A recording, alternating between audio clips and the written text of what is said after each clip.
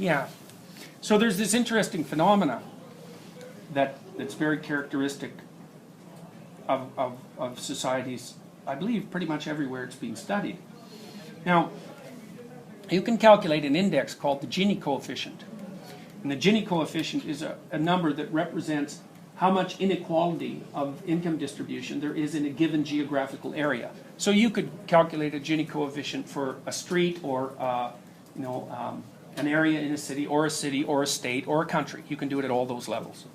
And what you find is, you always hear this idea that poverty causes crime. That's a classic left-wing idea, but it's wrong. It's seriously wrong, and it's importantly wrong, and it's definitively wrong. Not only that. So there's no argument about this. It's already been established. What causes crime, especially aggressive crime, is relative poverty. And relative poverty is not the same thing as poverty at all. It's seriously not the same thing. Poverty is when you don't have enough to eat. Relative poverty is when the guy next door has a much better car than you. So, and there's lots of relative poverty in the United States, and there's some absolute poverty, but even the absolute poverty in the United States is nothing like the absolute poverty, say, in places like India or in sub-Saharan Africa, where absolute poverty means you have nothing. Now, what's really interesting about the Gini coefficient is that if you go to places where everyone, roughly speaking, is poor, say by national standards, I think South Dakota was often used as an example, or maybe one of the maritime provinces, like Newfoundland, where there's low average income, but it's pretty flat distribution. There's almost no crime. And if you go to places where everyone's rich, then there's almost no crime. But if you go places where there are poor people and moderately well-off people and rich people, and the distribution is really steep, then the rate of aggressive behavior among young men, and it's usually within their own ethnic group, starts to skyrocket out of control. And the reason for that seems to be that if the dominance hierarchy is too steep, then the young men have no likelihood of climbing to a dominant position while playing the standard social game. And so what they do is turn to aggression to make their mark on the world. And it works too. That's the other thing, is that, make no mistake about it, if you're looking for status in a place where status is hard to achieve, and you're the meanest, toughest guy around, then, and around a bunch of people who, like you, don't have much money, then you're going to benefit from that status. It works. Yeah. Would that be part of the reason why? Because I think the violent crime rate in the U.S. is higher than it is in Canada. Would that be part of the reason why? Sure. Or? Okay. Sure. Yeah. I mean, you can make a real conservative argument for making sure that the conservatives are very anti-income distribution, and we figure that's because of the guys that have this male independence. They identify with this male independence factor.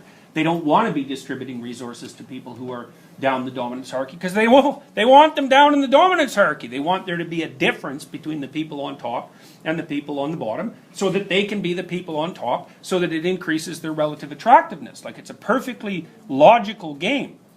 And they presume that, well, the rules are set up, and like every man can go for it, do his best, and the winner wins and the loser loses, and that's just how it is. And don't ask me to fix it, because I don't want to, And besides that, I find it distasteful to attempt to fix it. More than that, right? Because it's a moral issue. It's not just an intellectual issue. So you can make a case. However, you can make a case from the conservative point of view, especially with regards to, say, beliefs in religious traditionalism and the desire to maintain social stability, that you shouldn't let income distribution become too unequal. Like, one of the big things your society has to do is to make sure that that doesn't get out of hand, because it tends to get out of hand. It tends towards a few people having everything and almost everyone else having nothing. It's a natural, in a sense, it's a natural consequence of economic progression, which is actually something that Marx pointed out, although an Italian named Pareto had figured it out at approximately the same time, and I think with a lot more conceptual clarity. But the more unequal you let your society get, the higher the probability of death, roughly speaking, through violent causes. And but I'm telling you why it is that men want to climb the dominance hierarchy, and the reason they want to climb the dominance hierarchy is because that's how they get access to women. I was going to actually ask earlier in the discussion when you were talking about the familiar and the unfamiliar and the structure. So it seems like we all want to live within a structure, but we don't want the rules to apply to ourselves. Well, we have this contradictory problem. We want to be protected by the structure, but we want to advance our position within it.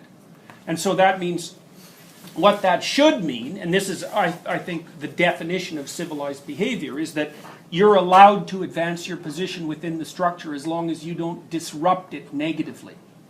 You know, and I think most people do that. In fact, I think people in civilized countries do that so effectively that it's an absolute incomprehensible miracle. I can't understand how or why it ever got established. But like a psychopath will climb the ladder and cut the rungs off underneath them, fundamentally, right? It's like he doesn't care. He doesn't even care if the damn thing maintains itself. You know, he's perfectly willing to have it destroyed after he's exhausted it. You know, but if everyone acted like that, or even if a fairly substantial percentage of people acted like that, the whole thing would come to a halt virtually, like in no time flat. So I mean, why? See, you might, here's a reason, likely. You know, because one of the things we were talking about was masculine violence. Now, the thing about masculine violence is it only tends to emerge in situations where there don't seem to be any other reasonably viable means of advancing status. So it's not reasonable to say that men are aggressive. You can say that on average men are more aggressive than women. And you can also say that if you put men in a situation where they have where they can see status differences, but they have no means of moving forward, that they're likely to turn to aggression as a way of establishing dominance. And then you can say that the reason for that is because it makes them more attractive. Well, the fundamental reason, yeah?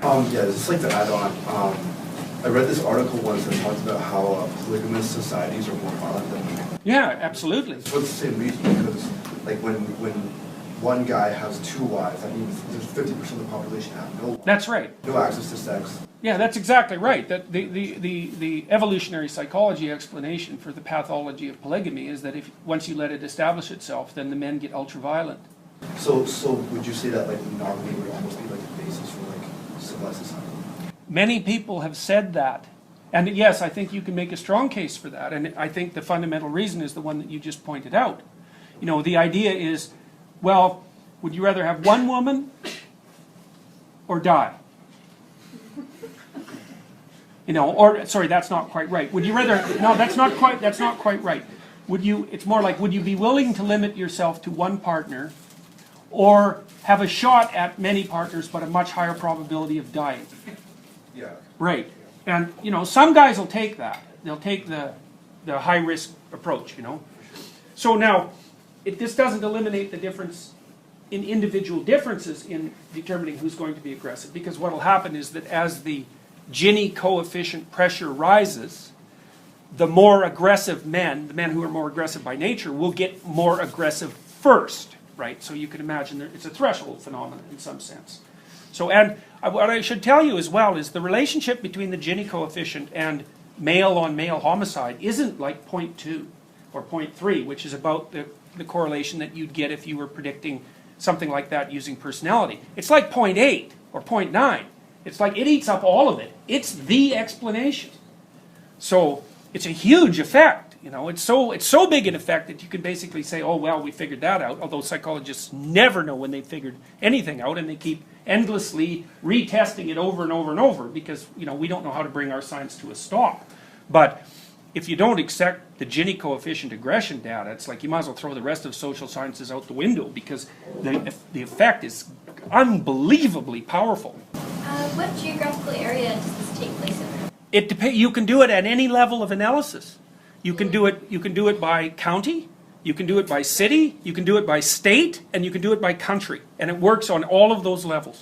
Like it predicts aggression on all? You bet. Yeah, and that's a great question. I mean, the methodologically sophisticated studies have done exactly that to ensure that it's actually this phenomena rather than other factors that might be operative in that particular geographical area. So countries with a higher Gini coefficient are more violent, and cities within that country that have a higher than average Gini coefficient for that country are more violent on average. It's a very, very robust finding. So, all right, so we're going to say, for the sake of argument, that you've got the male dominance hierarchy, and it's represented as masculine. Now, one of the things Jung said, he thought that women carried an image of men in their unconscious, and he thought that the image that women carried of men in their unconscious was a group of men, not an individual man. He called that the animus. Whereas he believed that the image of women that men carried in their collective unconscious was of a single woman, and he called that the anima.